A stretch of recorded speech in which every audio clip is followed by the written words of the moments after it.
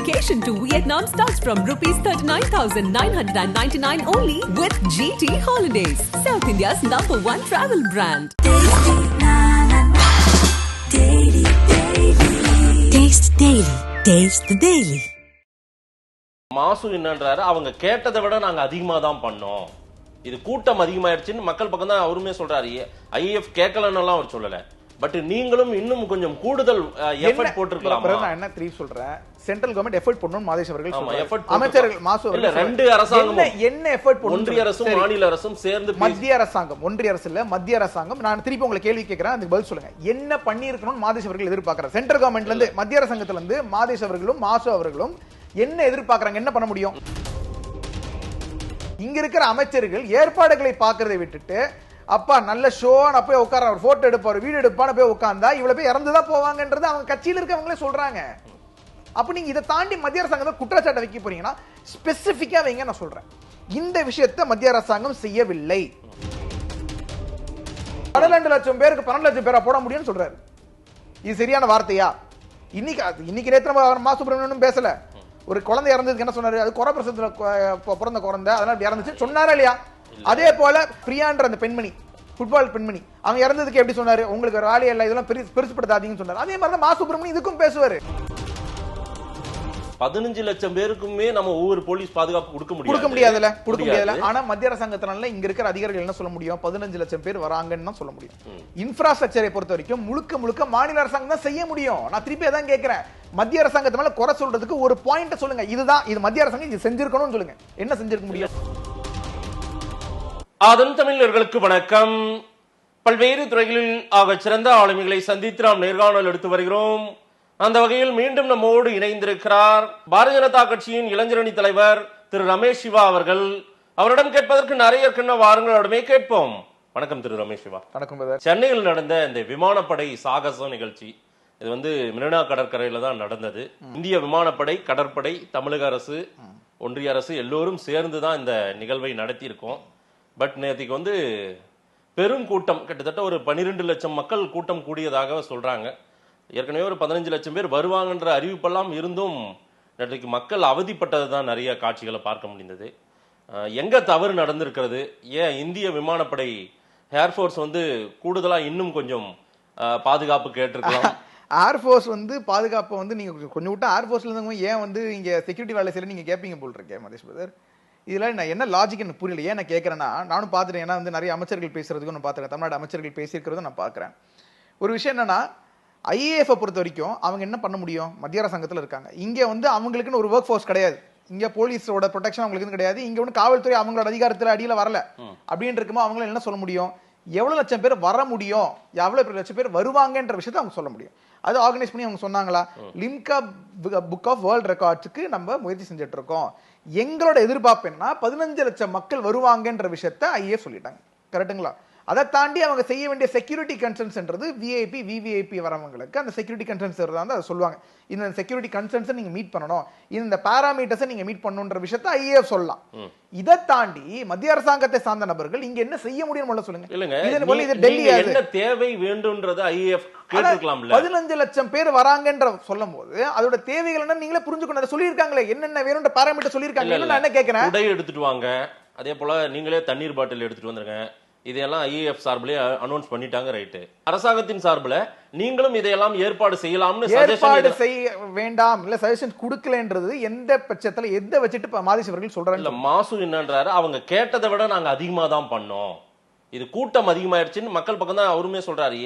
IAF கேட்கலன்னு எல்லாம் அவர் சொல்லல, பட் நீங்களும் இன்னும் கொஞ்சம் கூடுதல் எஃபர்ட் போட்டுருக்கலாம். நான் என்ன த்ரீ சொல்றேன், சென்ட்ரல் கவர்மெண்ட் எஃபர்ட் பண்ணணும் மாதேஷ் அவர்கள் சொல்றாங்க. அமைச்சர்கள் மாசு இல்ல, ரெண்டு அரசாங்கம் என்ன எஃபர்ட் பண்ணணும்? ஒன்றிய அரசும் மாநில அரசும் சேர்ந்து, மத்திய அரசாங்கம், ஒன்றிய அரசு இல்ல மத்திய அரசாங்கம். நான் திருப்பி உங்களை கேள்வி கேட்கிறேன், அதுக்கு பதில் சொல்லுங்க. என்ன பண்ணி இருக்கணும்னு மாதேஷ் அவர்கள் எதிர்பார்க்கறாங்க? சென்ட்ரல் கவர்மெண்ட்ல இருந்து, மத்திய அரசாங்கத்துல இருந்து மாதேஷ் அவர்களும் மாசு அவர்களும் என்ன எதிர்பார்க்கறாங்க, என்ன பண்ண முடியும்? இங்க ஒர்க் ஃபோர்ஸ் இங்க இருக்கு தமிழ்நாடு.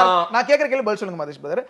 இங்க தமிழ்நாடு அரசாங்கத்தோட போலீஸ் ஃபோர்ஸ் மத்திய அரசாங்கத்தடியில வருதா இல்ல மாநில அரசாங்கத்தடியில வருதா? இது டெல்லி கிடையாது. இங்க தவறு நடந்திருக்கு. யார் காரணம்? அதை நீங்களும் சரிப்படுத்திக்கணும் அப்படின்றது. மத்திய அரசாங்கம் சரிப்படுத்துறதுக்கு என்ன இருக்குன்ற விஷயத்தை மாதேஷ் பிரதர் அவர்கள் தெளிவுபடுத்துங்க. இல்ல இது ரெண்டு பேரும் இல்ல என்னன்னு சொல்லுங்க. அதுதான் நான் சொல்ல வர கொஞ்சம் சொல்லுங்க. இல்லங்க, ஒரு ஸ்ட்ரக்சர் நம்ம உருவாக்காம இப்படி ஒரு ஏற்பாட்டை எல்லாம் நாம தயார் செய்யாமலே இந்த வேலையில இறங்கிட்டோமா நம்ம வேகமா? தயார் செய்ய ஒரு சாகச நிகழ்ச்சி. நான் திருப்பி கேட்கிறேன், தயார் செய்ய வேண்டியது என்ன? யாரு? இங்க மத்திய அரசாங்கம் இப்போ வந்து இது டெல்லின்னு வச்சுக்கோங்களேன், நீங்க சொல்றது நான் ஏத்துக்கிறேன்.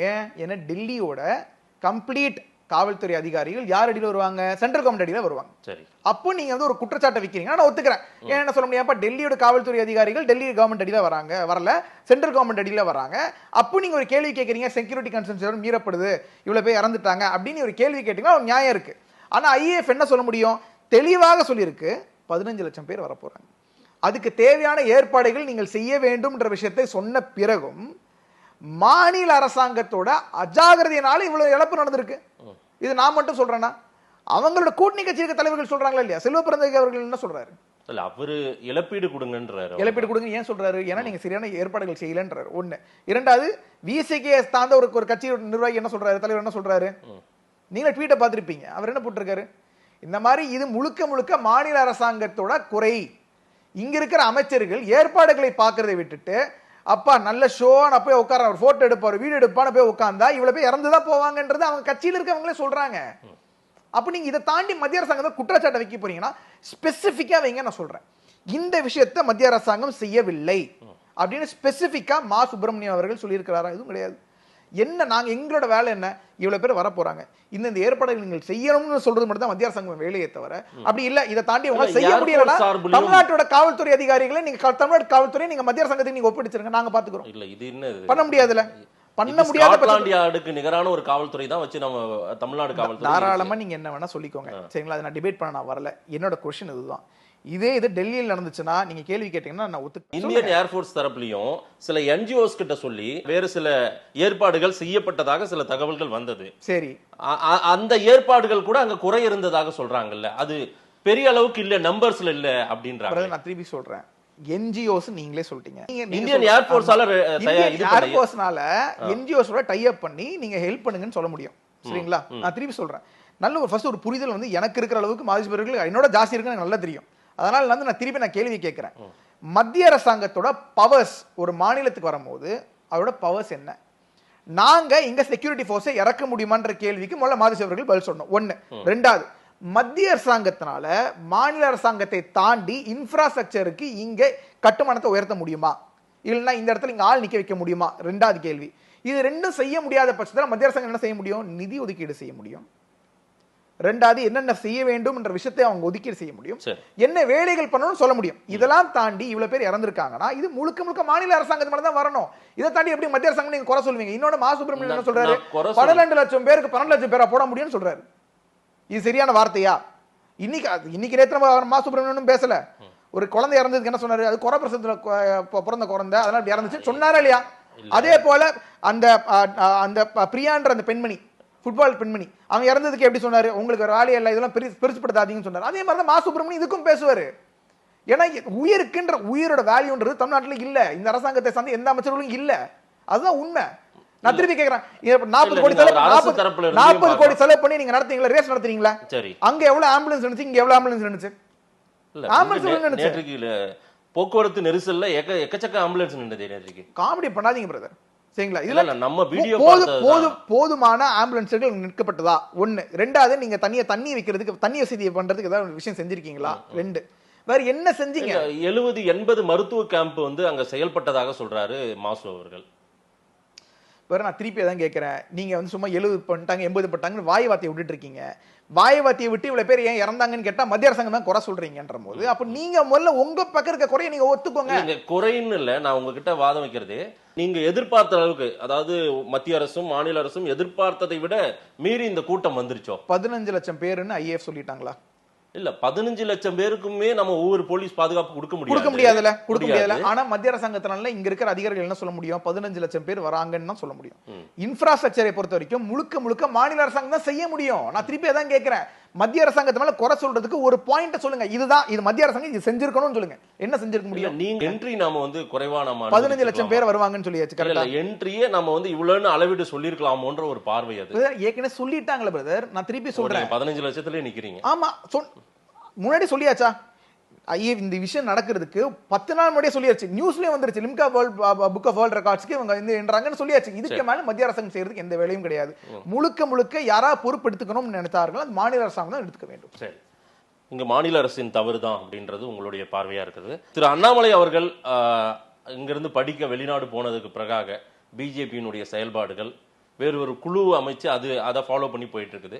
எப்படி பயணம் போயிட்டு இருக்குது அரசியல் ரீதியான கேள்வி? இல்ல, அதை நல்லா புரிஞ்சுக்கோங்க. அண்ணாமலை அவர்கள் இப்போ ஒரு வாரத்துக்கு முன்னாடி அண்ணாமலை அவர்கள் ஒரு லைவ் கால்ல வந்தார், ஒரு ஜூம் கால்ல வந்தாரு. ஒரு மெம்பர்ஷிப் கேம்பெயின் நடந்துட்டு இருக்கு, உங்களுக்கு தெரியும், நாடு முழுக்க வந்து மெம்பர்ஷிப் கேம்பெயின் நடக்கும்போது அதை பத்தி பேசுறதுக்கு அண்ணாமலை அவர்கள் வந்தார்.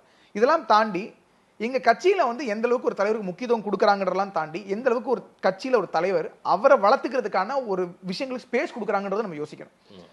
ஒரு முக்கியமான ஒரு தேசிய கட்சி, அதோட மாநில தலைவர், அவர் போய் 3 மாசம் நான் போய் படிக்கணும், நான் திருப்பி இன்னும் நல்ல தலைவராக நான் என்ன வளர்த்துக்கிறதுக்காக ஸ்கில் டெவலப்மெண்ட் பண்ணணும்னு சொல்லிட்டு போறாரு. அதுக்கான ஸ்பேஸை எங்க கட்சி கொடுக்குது. சரி, அதெல்லாம் தாண்டி இங்க அதை வந்து இங்க வழி நடத்துறதுக்கு நிறைய மூத்த தலைவர்கள் இருக்காங்க. எச் ராஜானன் அவர்கள் தலைமையில் ஒரு குழு இருக்கு, கேசனயன்ஜி இருக்கிறாரு. அவங்க தலைமையில நடக்கும் போது நல்லா போயிட்டு இருக்கு. இதுல தாண்டி என்ன இருக்கு? இல்ல, செலக்டடா சில விஷயத்துக்கு மட்டும் ட்வீட் போடுறாரு திரு அண்ணாமலை. உதயநிதி எலிவேஷன் அவர் துணை முதல்வர் ஆன போது விமர்சனம் பண்ணி போட்டிருந்தாரு. அதுக்கப்புறம் நேற்றுக்கு இந்த சம்பவம், இந்த நிகழ்வு நடந்த உடனே அந்த மாதிரி, அதாவது திமுக தாக்குதல்கள், திமுகவுக்கு எதிரான விமர்சனங்கள்னா செலக்டடா மட்டும் ட்வீட் போடுறாரு. மற்ற நேரத்துல திருப்பி சொல்றேன், மறுபடியும் அவருடைய படிப்பு வேலையை பார்க்கறாரு. ஆமா, கரெக்ட். அதான் செய்யணும். நல்லா புரிஞ்சுக்கோங்க. இந்த 3 மாசம்ன்றது அண்ணாமலை அவர்கள் கட்சியிலேருந்து விடுவிப்பட்டு அதான் வந்து டெம்பரரியா நான் அங்கேருந்து மூவ் பண்ணி அவரை போய் படிக்க போயிருக்காரு அப்படின்றமோ அதுதான் கான்சென்ட்ரேட் பண்ணுவாரு. ஆனா அது எதுக்கு போயிருக்காரு? ஆனா திரு உதயநிதினா நம்ம வந்துருவோம், உடனே ட்வீட் போட்டுருவோம். எங்க தலைவர் எதுக்கு வேணா அறிக்கை கொடுப்பாங்க, உங்களுக்கு என்னங்க வலிக்குது?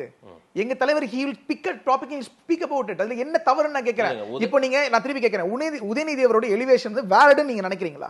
மக்கள் நம்ம எடுத்துப்பாங்கன்னு நினைக்கிறீங்களா? உதயநிதி அவர்கள் என்ன செஞ்சிட்டாரு துணை முதலமைச்சரா இருப்பீங்க, யார் கண்டுக்க மாட்டாங்க பிரதர். எதிர்ப்பு வரல. இல்ல, எதுக்கு என்ன எதிர்ப்பு? மக்கள் நடு ரோட்ல உட்கார்ந்து போராட்டம் செய்யணும் எதிர்ப்பு. அந்த மாதிரி எதுவுமே இல்ல. நீங்க ஏன் பதட்டப்படுறீங்க? எனக்கு மக்கள் மதிக்கல பிரதர், அவ்வளவுதான். ஆமா, இதுதான் தெரிஞ்ச விஷயம் தானே. இதே இடத்துல ஆதான் டிவில வச்சு நானே ஒரு 8 மாசம் 9 மாசம் முன்னாடி உங்ககிட்ட சொன்னேன், எலெக்ஷன் முடிஞ்சு 6 மாசத்துக்குள்ள உதயநிதி அவர்கள் துணை முதலமைச்சர் ஆவாரு நான் சொன்னேன். அதுக்கான முயற்சி அது கிடையாதுன்னு முதலமைச்சர் ஸ்டாலின் அவர்கள் சொல்லிட்டாரு. அவர் வந்து பழுக்கல, அவர் நழுக்கல அவர் சொல்லிட்டாரு. அதனால கிடையவே கிடையாதுன்னு மாதேஷ் அவர்கள் இதே மாதிரி நான் இந்த சேர்ல உட்கார்ந்து மாதேஷ் இந்த சேர்ல உட்கார்ந்து சொன்னாரு. சொன்ன மாதிரி நடந்துருச்சா? எலெக்ஷன் முடிஞ்ச 5 மாசத்துல மாத்திட்டாங்களா முதலமைச்சர், துணை முதலமைச்சர் எடுத்துட்டு வந்துட்டாங்களா? So what is surprising about this? இதை பார்த்து நீங்க வந்து ஐயோ நம்ம எதிர்பார்க்கவே இல்லைன்னு சொல்றது எதா இருக்கா? அது வந்து ஒரு குடும்ப கட்சிங்க, அதுல தொண்டர்களுக்கு எந்த மதிப்பும் கிடையாது. அதுல என்ன குடும்ப கட்சி, அவ்வளவுதான். அப்பாக்கு அப்புறம் புள்ளனுக்கு அப்புறம் பேர், அடுத்து வந்து இன்பநிதி, அடுத்து இளைஞரணி தலைவரா மாறுவாரு. நீங்க வைக்கிற எப்பவுமே ரெகுலரா வைக்கிற அலிகேஷன் உண்மையா இல்லையான்னு சொல்லுங்க. இல்ல, ஆனா அப்படி இருந்தும் 40 மறுபடியும் அந்த அலைன்ஸ்க்கு கொடுத்து அனுப்பிடுறாங்களா பார்லிமென்ட்க்கு? தேர்தல்ன்றது ஒவ்வொரு நிறைய வேரியேஷன்ஸ் வரும், நிறைய காரணங்கள் இருக்கு. இல்ல, எண்ட் ரிசல்ட் என்ன, அங்க ரிசல்ட் என்ன இருக்கு, இறுதியா கொடுக்கக்கூடிய மக்கள் முடிவு என்ன? 40 திமுக. எலெக்ஷன்ன்றது ஒரு எலெக்ஷன் தமிழ்நாடோட வரலாறு முடிய போறது இல்ல, நல்லா புரிஞ்சுக்கோங்க. எலெக்ஷன் ஒவ்வொரு கட்டத்திலையும் ஒரு கட்சி வளர்ந்துட்டு வந்துட்டு தான் இருக்கும். எங்க கட்சி வந்துட்டு எல்லா இடத்துலையும் உத்தரப்பிரதேசல வந்து எடுத்த உடனே நாங்க வந்து முதலமைச்சர் ஆயிட்டாரோ யோகி ஆதித்யநாத் அவர்கள் கிடையாது. இல்ல, எவ்வளவு வருஷங்கள் எங்களுக்கு உழைப்பு இருந்திருக்கு. அதுக்கு முன்னாடி எஸ்பி பிஎஸ்பி 2 பெரிய கட்சிகள் இருக்கு. அந்த கட்சியை ஒதுக்கிட்டு தான் நாங்க வந்திருக்கோம். அதெல்லாம் நடக்கதானே செஞ்சிருக்கு. அதே வரலாறு தமிழ்நாட்டில் நடக்கதான் போகுது. அண்ணாமலை அவர்கள் இங்க முதலமைச்சர் அமரதான் போறாரு, எழுதி வச்சுக்கோங்க. நான் சொன்னது நான் ஒரு கோடி உறுப்பினர் இலக்கு, ஆனால் இங்க இன்னும் 10 லட்சம் 20 லட்சம் கூட சேரல, ரொம்ப பிசுபிசுத்து போயிருக்குது உறுப்பினர் சேர்க்கையே அப்படின்னு யார் சொன்னா? செய்தியின் ஊடாக நம்ம எடுக்கிற தகவல்கள் தான் பிரதர். எங்களோட உறுப்பினர் சேர்க்கையை பொறுத்த வரைக்கும் எவ்வளவு மக்களோட ஆதரவுன்றது நாங்க பாக்குறோம், எவ்வளவு பேர் உள்ள வராங்க பாக்குறோம். நாங்களே எழுதி பார்த்துருக்கோம், எங்க பூத் வழியா நாங்க பார்த்துட்டு இருக்கோம். சரிங்களா, எங்களோட பூத்துல சொந்த பூத்தை நாங்க முடிக்கணும், எங்களுக்கான கருத்துக்கள் இருக்கு, எங்களோட வேலைகள் இருக்கு, நாங்க செஞ்சுட்டு இருக்கோம்.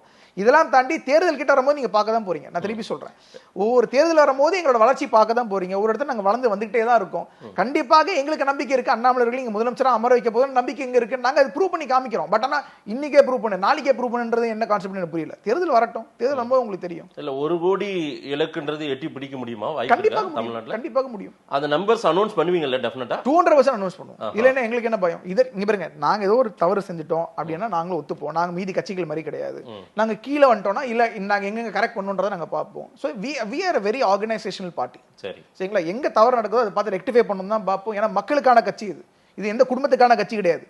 இவருக்கு அப்புறம் இவன் பையன் தான், இவனுக்கு அப்புறம் இந்த பையன் தான்ற கட்சி கிடையாது. இந்த கட்சியில ஒரு நாள் நான் தலைவனா இருப்பேன், அடுத்த நாள் வந்து எனக்கு கீழே வேலை செஞ்சு ஒரு 10 ஜெனரேஷன் கீழே வேலை செஞ்ச ஒரு தம்பி எனக்கு மேல ஒரு தலைவரா வருவாரு. அதுதான் இந்த கட்சி. இந்த கட்சியில மட்டும்தான் இது நடக்கும். அதனால இந்த மாதிரி கட்சிகளை வளர்ச்சின்றது கொஞ்சம் கொஞ்சமா வரும். ஆனா வந்த பிறகு எந்த இடத்துலையும் எங்களை விட்டு போகாதுன்ற நம்பிக்கை எனக்கு இருக்கு. நேரில் வந்து நேரம் கொடுத்து பேசியமைக்கு நன்றி திரு ரமேஷ். நன்றி பிரதர்.